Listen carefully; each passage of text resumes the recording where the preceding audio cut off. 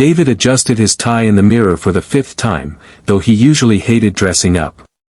Tonight felt different, important. His best friend had finally convinced him to try a blind date after years of avoiding romance.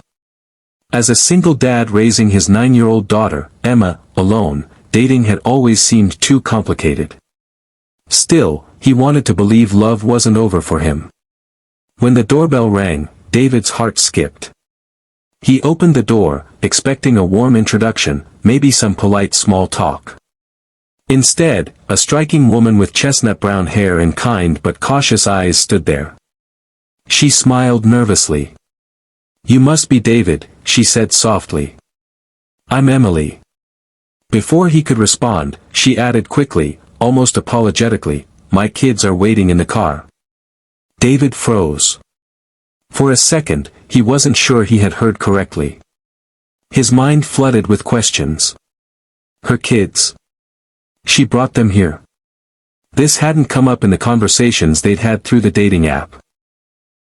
Emily must have sensed his hesitation. She lowered her gaze and explained, "I didn't want to hide it. I thought it's better you know right away. I'm a single mom too." The words hit David like a wave. He wasn't against children, he loved his daughter more than anything, but suddenly, the neat little picture of what tonight would look like shattered. He had imagined dinner, maybe laughter, a slow step towards something new. Now, reality was standing in front of him, heavier and far more complicated. Behind him, Emma peeked from the hallway, curious about the visitor. David's eyes met Emily's again. Something in her honesty stirred him. Though caught off guard, he knew this moment could decide everything, the start or the end before it even began. David hesitated for a long moment, then finally said, "Let's go meet them." His voice carried a mix of nerves and curiosity.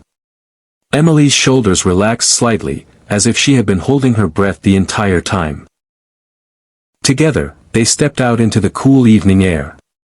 Parked just a few feet from the house was a modest SUV. Inside, 2 small faces pressed eagerly against the window. As soon as the door opened, a little girl about 6 years old waved enthusiastically, her pigtails bouncing. Beside her sat a boy, a few years older, holding a worn stuffed rabbit tightly against his chest. "These are my kids," Emily said gently, her eyes softening as she looked at them. "Sophie and Ryan." David forced a smile, still unsure how to react. He crouched a little, meeting the children at their level. "Hi, Sophie." "Hi, Ryan," he greeted. Sophie giggled and waved again, while Ryan gave only a small nod, his grip on the toy unyielding. From the porch, Emma had followed, clutching her sketchbook. She studied the newcomers with a mix of shyness and curiosity. David noticed her frown slightly, as though silently asking, "Who are they, Dad?" Emily bent down beside her son and daughter. "This is David," she said softly, "and that's his daughter, Emma." The silence that followed was delicate, fragile. Then Sophie broke it with a burst of innocence. "Do you like pizza? Mommy said we might have pizza tonight." Emma's lips curved into a small smile. "I love pizza." It was such a simple exchange, but David felt something shift. The heavy weight of uncertainty eased just enough for a spark of possibility to appear. Maybe, just maybe, this evening could be different than he feared. The original plan had been to go out for dinner, but with 3 children in tow, David quickly realized that a restaurant might be too overwhelming. "Why don't we just order in?" he suggested, glancing at Emily. She gave a grateful smile, clearly relieved by his flexibility. Soon enough, pizza boxes and soda cans covered David's dining table. The atmosphere at first was stiff. Emma sat quietly flipping through her sketchbook, Ryan pushed his food around his plate without eating much, and Sophie hummed to herself, swinging her legs under the chair. David and Emily exchanged polite small talk, their words floating in the awkward silence of unfamiliar company. But slowly, the walls began to crack. Sophie, in her bright, fearless way, leaned toward Emma. "Do you want to see my doll? She talks when you press her tummy." Emma hesitated, then nodded. Within minutes, the two girls were giggling on the carpet, introducing Barbie to Emma's stack of crayons and sketches. Meanwhile, Ryan noticed the puzzle box on the shelf. David caught his curious glance. "You like puzzles?" he asked. Ryan shrugged but didn't answer. David quietly set the puzzle on the table and began working on the edges. It wasn't long before Ryan sat beside him, silently placing a piece, then another. A wordless bond began to form. Emily, watching all of this, exhaled in relief. She joined Emma and Sophie on the floor, teaching them a simple card game. The laughter that followed was light, genuine. For the first time all night, David felt something stir in his chest, a glimpse of what it might be like to sit at a complete family table. Yet beneath the warmth lingered a quiet fear. Was this connection real, or just a fleeting moment that would vanish as quickly as it appeared? The days after their first dinner together brought both joy and challenges.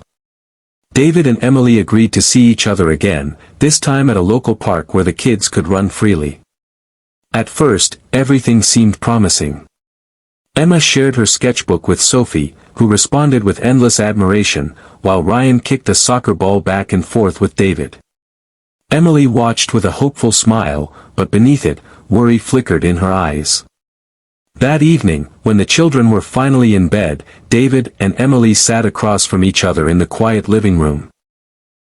For the first time, Emily opened up about her past.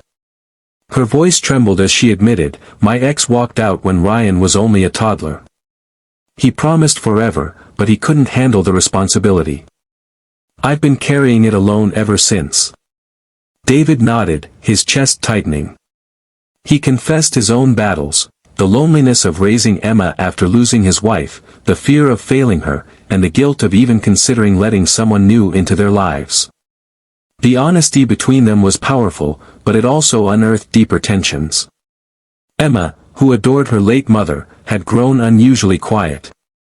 One night, she whispered to David, "What if you forget about Mom if you like her?" Those words pierced him deeply. Across town, Emily faced her own storm. Ryan grew distant, muttering, "I don't need another dad," whenever David's name came up. The tension reached a breaking point when Emma and Ryan clashed during a playdate, each fiercely protective of their parents. The argument left both families shaken. That night, David sat staring at the kitchen table, torn between hope and doubt. Was blending two broken families even possible, or were they setting themselves up for more heartbreak? The tension from the children's argument lingered like a heavy cloud. For days, David avoided calling Emily, unsure whether to push forward or step back. Yet every time he saw Emma's downcast face, he knew silence wasn't the answer. Finally, one evening, he sat beside her on the couch, speaking gently. "Emma," he began, "no one will ever take your mom's place. She's a part of us forever. But, our hearts are big enough to love more people too. Emily and her kids don't erase her, they just add to our family in a different way." Emma's eyes brimmed with tears, but she nodded slowly, leaning into her father's shoulder. Across town, Emily had a similar moment with Ryan and Sophie. She explained that David wasn't here to replace anyone. He's just someone who cares. And sometimes, caring people can make life better. Sophie accepted it easily, but Ryan remained quiet, processing her words in his own time. A few days later, David invited them all to the park again. This time, instead of forcing introductions, the adults stepped back and let the children lead. To everyone's surprise, Ryan cautiously passed the soccer ball to Emma. She kicked it back, a small smile forming. Sophie clapped, and soon the three of them were laughing together, their earlier tension dissolving in the sound of play. As the sun dipped low, painting the sky in soft gold, David caught Emily's gaze. For the first time, neither of them looked uncertain. There was no promise of perfection, no guarantee of an easy road ahead, but there was hope. They had opened the door for a blind date. What they found instead was something far more precious, a second chance at family.